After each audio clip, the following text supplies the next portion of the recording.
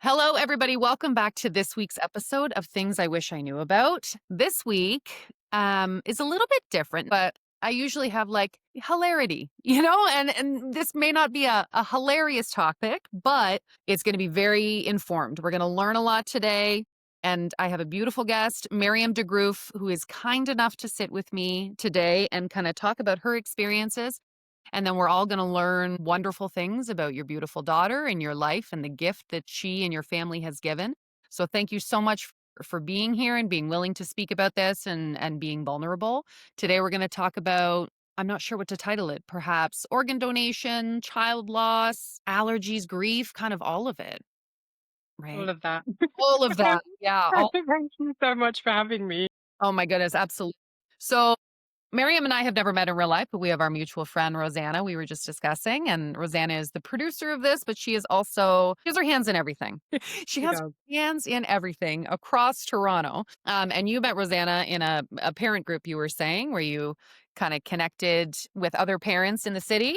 Yeah, so a mutual friend of ours, Francesca, it was called Care Club, and it was once a week, an evening get together with other mums, kind of struggling through the pandemic and trying to find their way with like community and connection. And so I joined this group because Francesca is a friend of mine and Rosanna joined on her end for whatever reasons. And we just hit it off, and I absolutely adore Rosanna. I think she's such a beautiful light in this world. And if you've listened to her podcast episode, like she is like a Maria of all trades, and she is such a All of fierce, the advocacy. she's just, yeah, she's such a fierce woman. And I'm so grateful to have her in my community and as part of like my friend circle. So Yeah. thanks, Rosanna. Yeah, thanks, Rosanna, for so many things, so many Yeah. edits. Hopefully, not too many in this one. So we're going to get to your story and what we're here to discuss. So I don't know if you kind of want to jump into maybe your life and not your whole life, obviously, but your children and why we're here today. Kind of a little bit of backstory about who you are. Okay. I'm going to apologize to everyone. First off, I'm coming off the back end of a cold, back to school germs, You still sound beautiful. back to school germs and everything. So just excuse me with the, so yeah. So I'm originally from England. I'm married to a Belgian. Quick, brief history. We were living with our two children in Belgium post pandemic. We emigrated to Canada in October 2019, and we had originally moved to Quebec. So we were there from like October 2019 until January 2020. Did you have family And here, or you just decided? Was it I school? do have, yeah, I do have family here. And one of the reasons that we moved, which I'll get into a little bit later on, but was for a better quality of life. Okay. And I'll hop into that in just a moment. But so we moved to Mississauga in January 2020, and then the world shut down. Yeah. And so we were new immigrants in a new country. We just found like a basement apartment, like a walkout.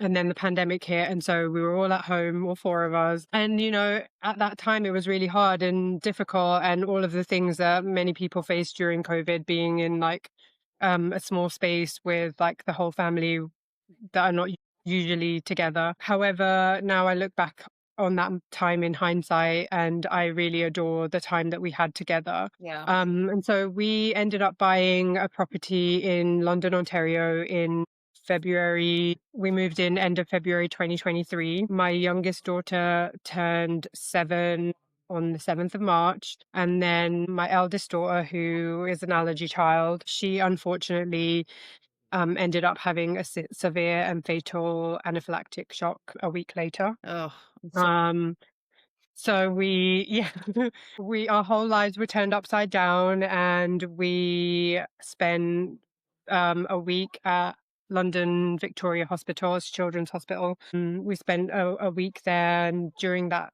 time, Zaina was my daughter's name is Zaina. So I have a Zaina and a Ziva, Z1 and Z2.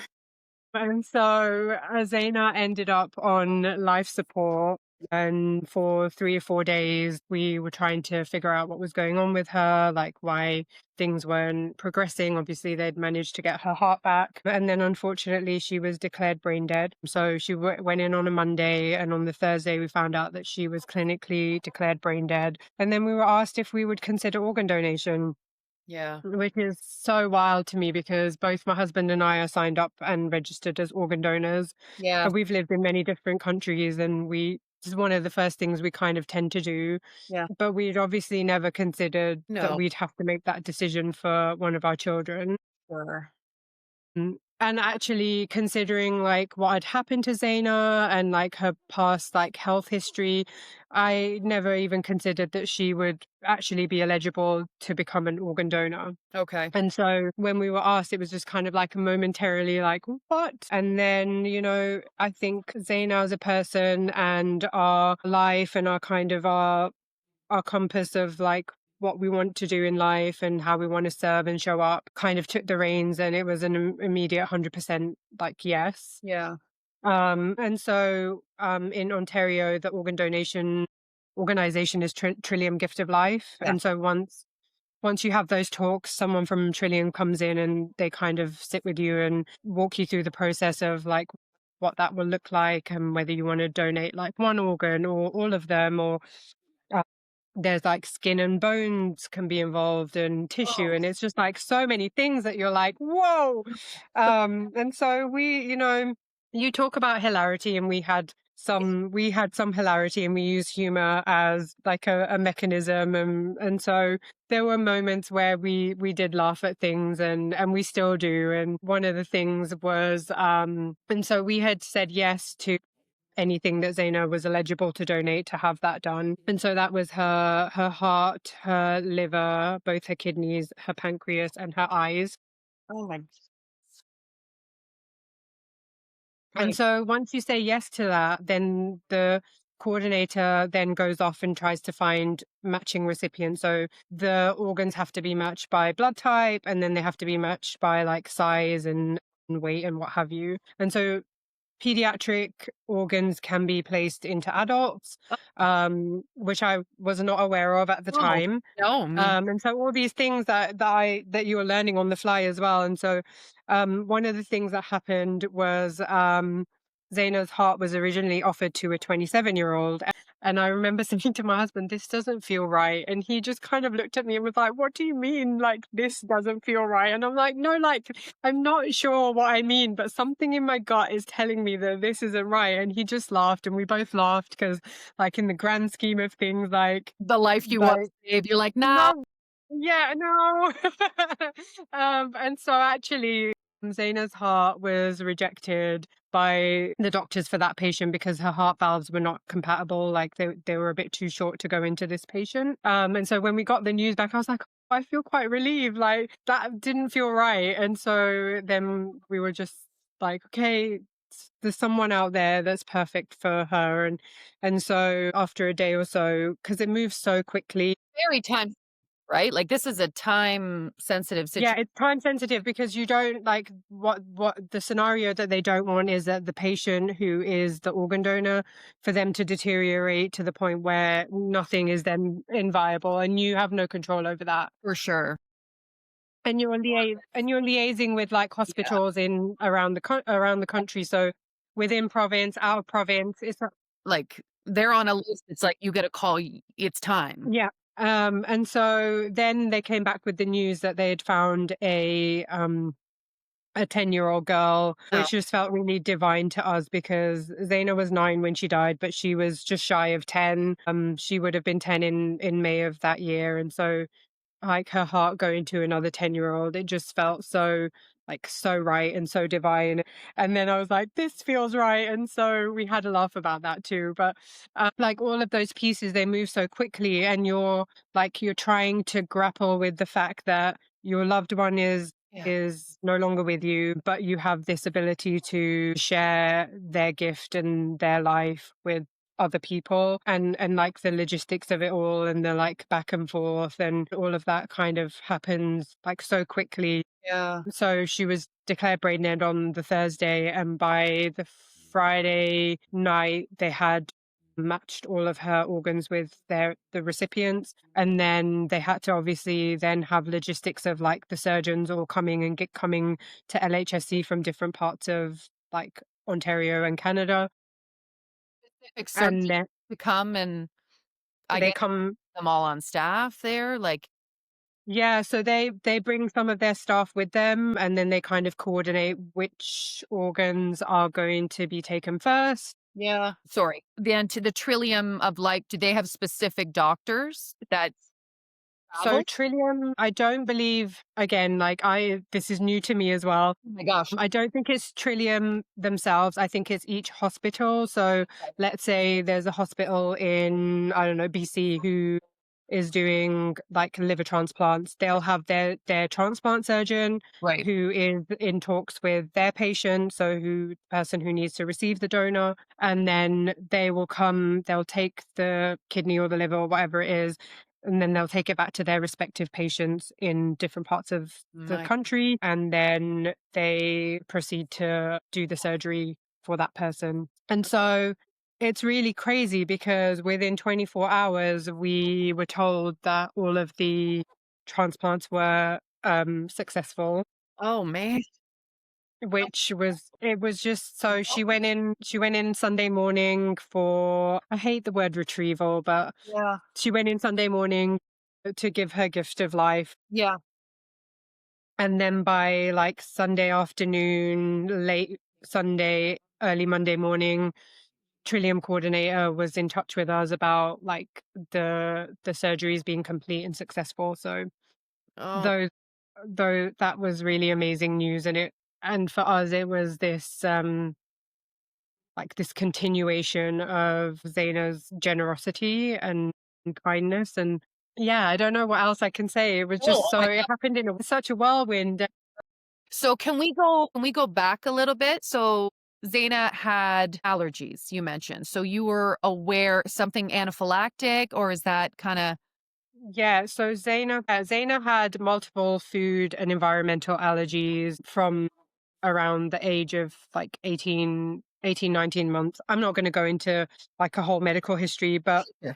from like 18 months onwards, she had lots of different allergies and health issues. And probably around the age of 4, she was issued an EpiPen, and we were kind of told what anaphylaxis is, in which circumstances we were to use the EpiPen, and it just kind of went around with her and with myself.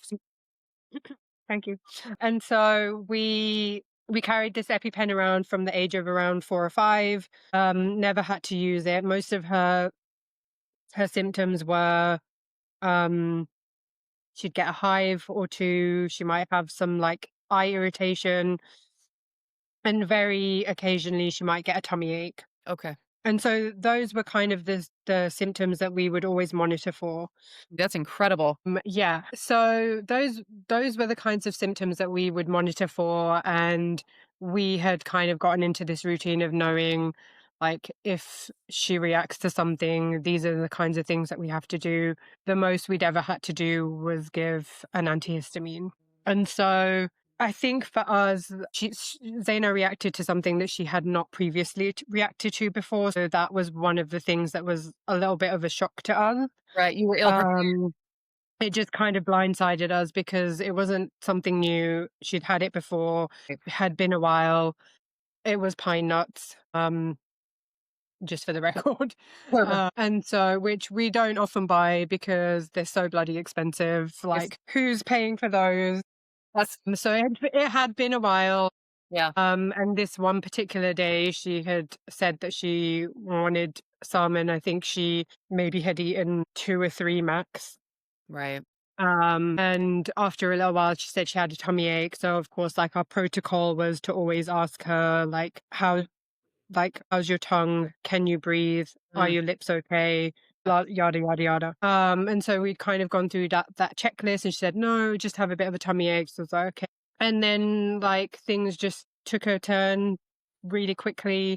She said she needed her inhaler, and as soon as she said that, because with anaphylaxis you're looking for two bodily systems that are being affected. So like digestive and respiratory and like hives, skin, something like that. And so she had the tummy ache and then she said she needed to use her inhaler. So I, immediately called my husband, told him. We were all at home. My brother and my sister-in-law were here too. So I feel a little bit bad that they've experienced this trauma too, which was not necessarily theirs to experience, but such is life. Yeah.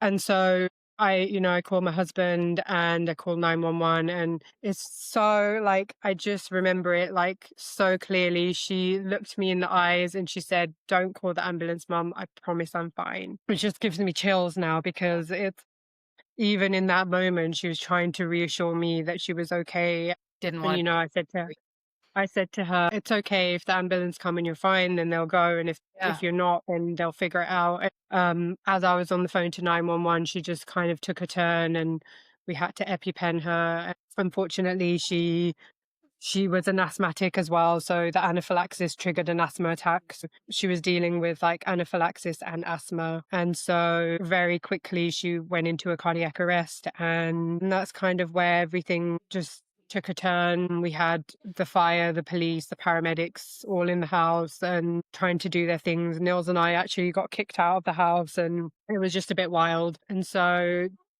with that as well, we were just so lucky that we had the fire station right around the corner from where we just moved in. Um we had an amazing paramedic who had just finished this research that she'd been doing with a professor, a doctor, on like the optimal time to intubate a pediatric cardiac patient, Oh, wow. which was Zaina. And so it was just so wild, all these like little pieces that kind of happened to get Zaina to the hospital in time. Like London police shut down the whole of the city to get the ambulance from our house to London Victoria, which again, like that's not really their normal protocol. And so to me, like all of these things were just kind of little pieces to show that Zaina is where she needs to be. Right. And then what I found out that was really mind blowing is that less than 1% of people who die in hospital get to donate their organs. Wow. And so it just was so like all of those pieces had to kind of fit in so precisely for that to happen. Yeah. And so along the way, like we were always just praying that either Zaina would come back to us the way that she left us, because we didn't want her to come back in like a vegetative state or a state where she wouldn't be able to do the things that she like loved doing, which again is a really hard thing to pray for because selfishly like you want to hold on to Of course. whatever peace you have. And so I think we prayed that she'd either come back to us the way that she left us, or that there would be something more for her. And Yeah. I don't know what thought when I said there's something more for her, but obviously there was something that she needed to do. My goodness, you speak so eloquently about such a tragic, just like unbelievable, truly. But I think you're absolutely right. Like there's what a timing, like all of these pieces and the timing of everything falling into place. Like what a Yeah. crazy gift. So organ donation, I probably much like you, I filled out my form. I'm like, I will be an organ donation donor, should there be a situation where that's necessary. But that's kind of where the knowledge stops for me, right? Like I was completely unaware that children could donate to adults or, vice versa, or everything that kind of goes along with that, right? And it's the timing of it, like you're already so heavy in the grief of that moment, but to have the foresight and the wherewithal to be like, this is something she would have wanted. This is a gift that she is able to give, like Yeah. nuts. Are you able to speak to any of the people that she's donated to? So it's so interesting that you asked me this. One, because Trillium, so Ontario has its own rules as a province, and here the rules are that you can write anonymously. So if I want to write to her recipients, I would write a letter, forward it on to Trillium. They would kind of vet that letter, redact any personal information that could point to the fact that we are the donor family, and then they kind of forward it on. And so we've received two letters from two of her recipients. And unfortunately, I haven't had the capacity to write back to them, not because I don't want to or it's too hard. It's just that we have a grieving sibling and life has just been Yeah. all consuming with kind of managing and nurturing and healing like her. And so Yeah. I haven't had the time to sit down and write, but we received two letters and that was just so beautiful. And so that's kind of how it works in Ontario. Right. You have the ability to communicate. I don't know if there's like a limit to the number of times that you write, but I do follow a heart recipient and she has back and forth with her donor family Yeah. like multiple times. So I think that they're pretty good about communications. I am going to be speaking at a conference in October with a medical ethicist who has kind of looked at the system in BC, where the system is anonymous if you wish it to be. However, if recipient family and donor family both express the desire to connect, then they will facilitate that. And so he has kind of looked at that system, and I believe his theory is that it could work in Ontario too. And Yeah. so I'll be speaking at a conference and sharing Zaina's story there. And he'll be talking a lot more about like the BC system and how it can kind of respect privacy, but can also facilitate like Yeah. a safe meeting of that thing. Because the other thing that happens is people want to find out. And so they resort to Facebook groups and other methods to kind of meet, which aren't necessarily safe and like productive. And Yeah. there can be like a lot of dishonesty within like, I don't know, within that sphere. So having a system that works if you want to be private and also can facilitate the meeting would be amazing in my opinion. Like adoption, right? If you wanted to, if both parties are open Yeah. to meeting, then you can kinda like open adoption, closed adoption, that kinda thing? Yeah. So you haven't written the letters, the recipients have written the Yeah. letter. So we received a letter 1 month to the day, which was just wild. And they also told us that it was really quick and they never usually receive like letters so quickly. Right. One of the theories was that this it was a 67-year-old man, and I think that he received Zaina's pancreas. The theory is that he woke up and he wrote this letter. So it was such a beautiful letter, and Sure.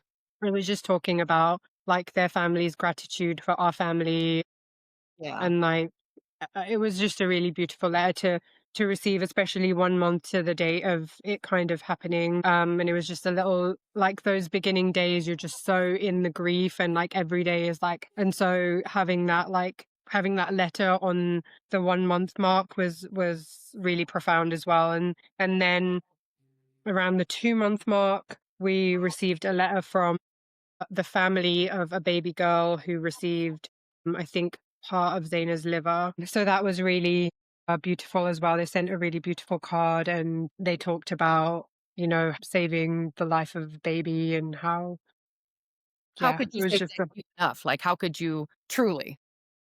What would be a big enough thank you for that? Do they tell you, uh, who they're going, not who they're going to, but do they say, because you know the heart, let's say. yeah, they do. They tell you like age and sex. Okay. So male 67, female 10, Right. like you'll get things like that. You won't necessarily get whether it's in province, in Sure. the city, out of province. Although I do know that Zaina's heart did go out of province. Mm. Again, like various things happened, which are a huge blessing. And to us, that was also really nice to know because Zaina wanted to travel around the country and we moved here right before pandemic. So for 3 years, nothing. So she didn't really get to see a lot of her new home country. Yeah.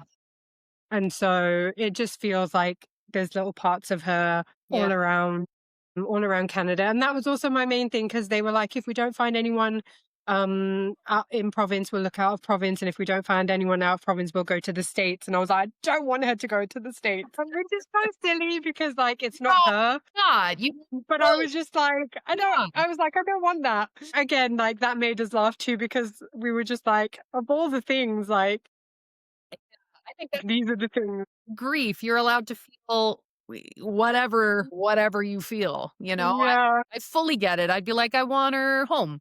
Canada Yeah. is home. Yeah. I want her Yeah.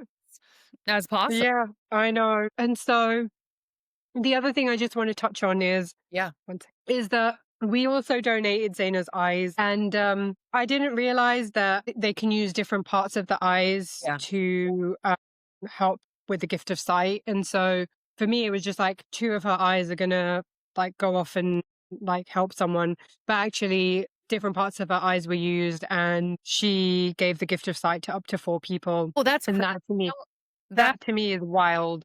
my father-in-law is visually impaired, and he's not a candidate, unfortunately, for any kind of donation just because of the eye disease Yeah. that he has, but, like, we think about that all the time. What an incredible gift, the gift of Yeah. sight.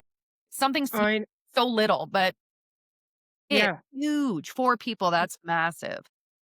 Yeah. And then again, like all of these statistics that I kind of learned through Zaina becoming an organ donor and then kind of having a bit more contact with Trillium, like one organ donor can impact the lives of up to 80 people, which I was just like, it's wild. And so 8 of them can be life-saving, so the organs like heart, lungs, liver, pancreas, kidneys, and then tissue, bones, and valves can support up to 75 people, God. which is wild.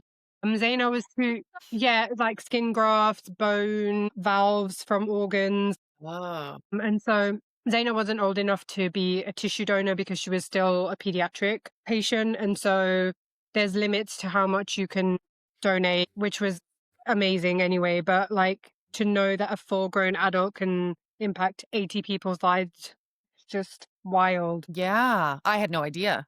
Like, again, I just truly I think most people are gonna be so enlightened by this conversation because that I had no idea at all. I literally in my head, I'm like, organs, maybe eyes, because I know because of my father-in-law, but I think organs, but there's so much I know. gifts, I true. know. And then I know that as of September, there are over 1,500 people waiting for a transplant, and only 30% of Ontarians are signed up to be registered organ donors. I think that's such a shame, but I also think it's not even intentional 30%. I truly think that people don't Yeah. even know, like Yeah. I got my license. That's what it was. I got my license in the mail. I had to take a new photo. I was pregnant. I'm like, this is worse. Now I'm fat in this photo forever. It's terrible. But God forbid I get pulled over. But in that packet of my license is the organ donation. So I'm like, Yeah.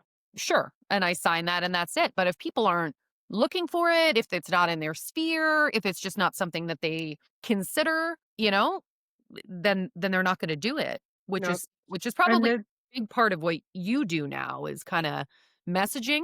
yeah, I think for me there's that advocacy piece of trying to encourage people to sign up, and the likelihood of you needing an organ is greater than you actually becoming an organ donor. And so Oh, for that reason, if you're willing to accept and take one, then you should also be willing to give one in the instance that yeah, that's a possibility. for sure. I think there are many countries and examples where you're automatically an organ donor and you actually have to opt out if you don't want to be.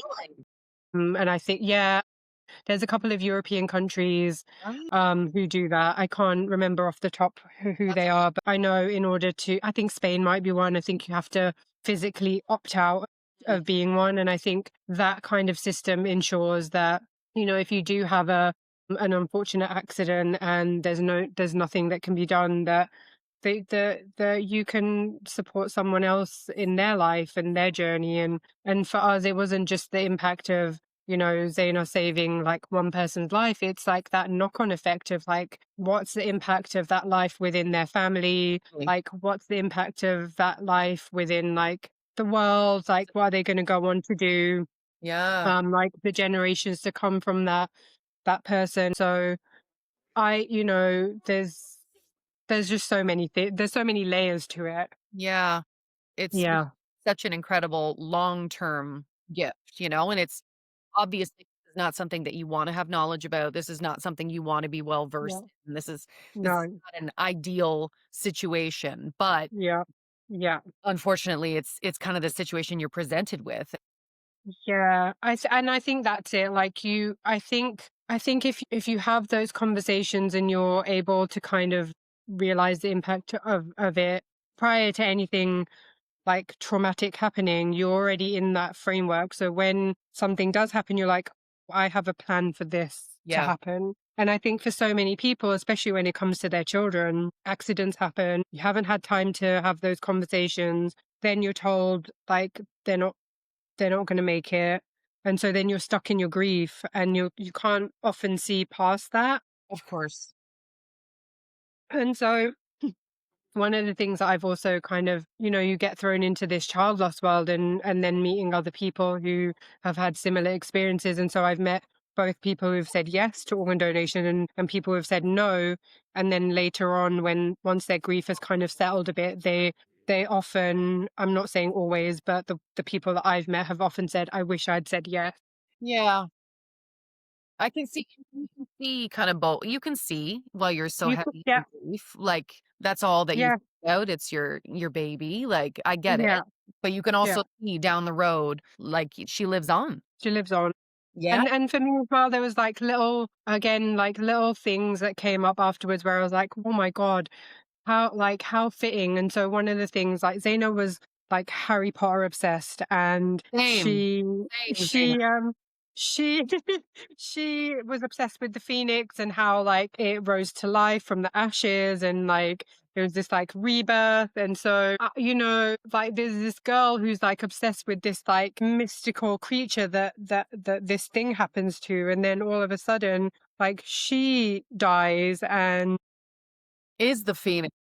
and then becomes the phoenix. And not literally but like metaphorically and spiritually, like there's this rebirth of like her in like other people, and it's just so fitting. And Honest. I yeah. my son and I, we're literally reading the first my 7-year-old, we're reading it right now, and this Yeah. morning, this is so weird, this morning, he was like, "Mommy, what's a phoenix?" He's like, this stick right here is a phoenix," and I was like, "What do you mean?" And he's like, "The phoenix, like, it comes back," and explaining rebirth, and yes, Fox in the movie and whatever, that's so crazy Yeah. that it was. Yeah, and then like and other little things like your place where you'll kind of make connections, and then in hindsight you're like, oh my God. And so like our friend Francesca, her son Phoenix, he died the day that he was born. And I obviously had my two children at the time, and I could never ever put myself in her shoes, but I obviously knew about his story and her life and everything that had happened. And then here we were Yeah, having this moment where Zaina is becoming the phoenix, and I have this amazing friend who's like dropped everything and come to me, yeah, whose son's name is Phoenix. And so all these like little pieces were just kind of coming together. And I think we are so much more wildly connected than we actually know. totally. And it's only like these big events that happen that you can kind of then see like the little thread that kind of attaches to all of us. Um and yeah, and so many things like that kind of happened Yeah, throughout Zaina's story that were just really mind blowing. And kinda I've said it a few times, like Zaina's heart surgeon's name was actually Magic. come on, come. It's just it's so ridiculous to say it out loud, and you're like, what? And I remember the Trillium coordinator. I actually don't think she was that we were meant to know that, but she came in and she was just like, the surgeon's name's Magic. And I was like, what? She And couldn't she was believe like, it. That is pretty crazy. yeah. So we had loads of those moments that kind of, I guess for us, they were little breadcrumbs to show us that we were where we were meant to be, and Zaina's where she's meant to be. And like everything is kind of unfolding the way that it should, not the way that we would have liked it to, No. obviously. Yes, I will say, as much as there is acceptance, there is still great pain, of course. and sadness, deep sadness that she's not with us in the physical sense, for us to hug and hold. And, it was back to school just happened, and just Yeah. like seeing her peers going into grade 7 and thinking about like what she might have been up to had she been going into grade 7 now. And so there's always that sadness and that like that bittersweet feeling, but I do it over again 100%. Yeah, the donation, of course. It's the grief. I watched this, or I read this thing about grief one time, and it was drawn in like a circle where at the beginning it's this black circle, this pit in the middle, and then slowly as life happens, colors, extend around it. And it doesn't go away.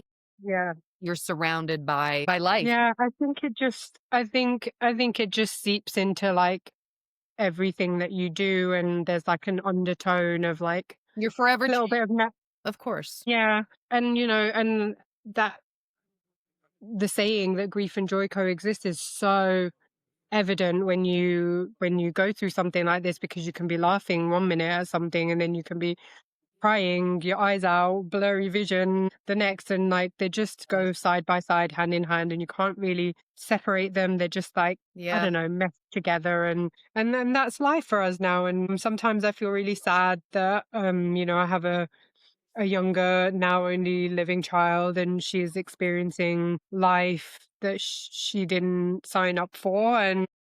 It just becomes a And that part of her story as well too, right? Like, yeah, she'll have to carry yeah, forever that grief, yeah. that grief. It's um so hard.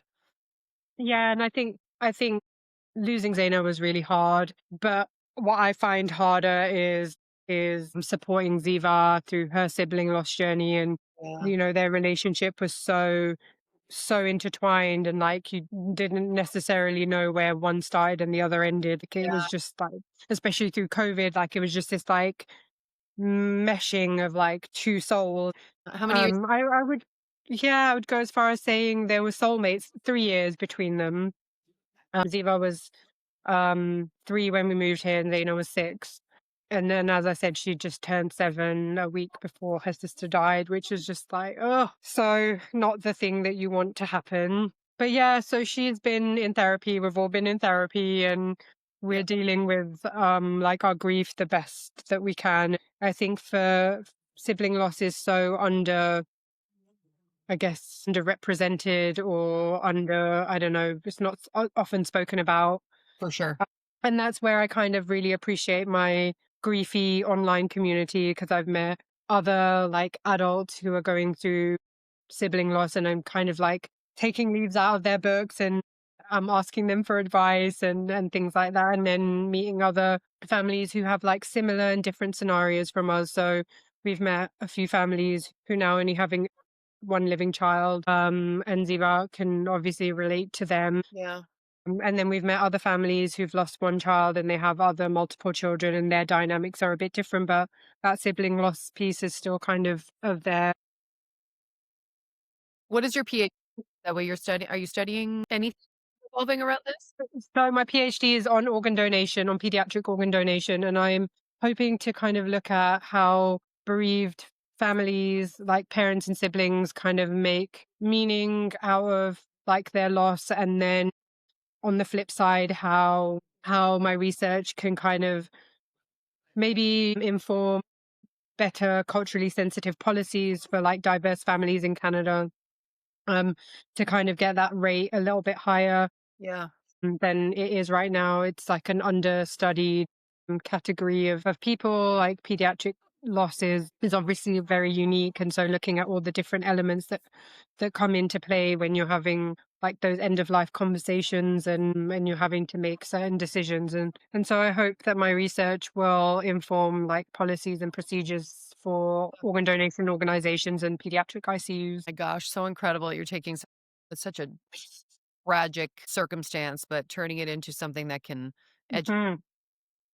I do have to say that I don't ever class Dana's death as a tragedy. Okay. For me, like, it was traumatic and it was heartbreaking, but I could never view her giving life to 5 people and giving the gift of sight to 4 people as tragic. No. And I know that other people might still call it tragic. Come on. I just wanted to let you know that like for me, like there's trauma and heartbreak more than like tragedy. Yes. And so yeah, I again, like for me, like this PhD is one for myself, but I feel like it's also a legacy piece and like a living love letter to Zaina and both my children, um, in the hope they will be like, I don't know, change the world a little bit for the better. I feel like your family is so generous. Just so truly, like, just so generous across the board with, like, your time and your knowledge and your future and your gifts, like, it's I bananas. think that my mum and my dad always raised me to believe that whatever we do in the world should always benefit or positively impact humanity. Those are some And that's how we raised both of our girls too. And we actually, within our faith community, we signed them up for a scheme where their life is dedicated to the service of mankind. And so, one of the things that we were really sad about when Zaina ended up in ICU and we didn't kind of have any answers as to what was going on was that, both of us were like, "There's so much more left for her. Like she hasn't done her service." Oh, I see. And so then, like a few days later, when this happened, it was like, okay, this is her piece, and like, how much more can you serve humanity than giving life? Really, the ultimate Yeah. s that's so what an Oh, incredible you're gonna make me cry now. oh, sorry. What an incredible, incredible legacy. I know you have a heart out, and I don't wanna take up too much more of your time. If you could, eh, leave something to the people who are listening, if you could make people aware of one thing surrounding kind of child loss, organ donation, whatever the scenario might be, what do you think that would be? Yeah, I think in our family's case, as an allergy family, my biggest message is, allergies are deadly serious, and you should then they're not a joke, they're not a laughing matter. They can be quite an inconvenience for everyone involved, even the person who has them. And so just being mindful that, you know, you might not be able to take your peanut butter and jelly sandwich to school, but you are in fact probably saving someone's life. And so just being very mindful that allergies are deadly serious and they're not a joking, laughing or joking matter is one thing. Two, it's really not that hard to still be inclusive to people who have allergies. A conversation, asking them what they need you to do, how you can help them is number two. Learning how to use or administer epinephrine if needed, Yep. especially if you have someone in your life who has allergies. To the fly, blue to the sky, right? Yes, how to thigh. Yes. And so, there's a couple of organizations I'd love to quickly highlight. Red Of course. Sneakers for Oakley, an amazing nonprofit organization in the US whose son Oakley died of anaphylaxis as well. They do huge amounts of education on all things allergies. And then Natasha's Foundation in the UK. Obviously, I'm from the UK, so I have a little bit of a soft spot for them, and they do a lot of like law, and defending people who have suffered from anaphylaxis through like negligence on companies' parts. So they do a lot of work. Those are two organizations that I really want to highlight. And then, um, organ donation wise, I would just encourage everyone to please go up and sign up to be an organ donor. The likelihood of you becoming one is less than you needing an organ. And so please consider doing that. And they can just do that at Trillium Trillium Gift of Life, Trillium. or I think it's just trillium.org, or you be a donor. I think it might be, Oh, yeah. you can register through that. It's super easy. You just need your driving license. Takes 5 minutes. Driver's picture with your face, upload it, and then you're good to Yeah, go. that's it. So those are the things briefly that I would love to highlight. And just, I think my biggest thing is just take a leaf out of Zaina's book and live every day to the fullest and make the most of the one life that you have. Oh my goodness gracious. I can't I can't take it. Where can people find you if they follow your journey and your studies? Do you have people follow you? Do you want them to follow you? I would love a follow. I'm on Instagram. It's just my name, Maryam de Groef. And then I am on LinkedIn. You can Google me, Maryam de Groef, on Instagram. And I share a lot about child loss and grief and sibling loss and allergies and organ donation. And now my PhD, which is off to a start. So I think watch this space. What an incredible gift from you and your whole family and Zaina, and I can't believe it. Thank you so much for coming on, Thank you. sharing this. Thanks for having me. Thank you all so much for tuning into this week's episode of Things I Wish I Knew About. Now you know, and we'll see you next time.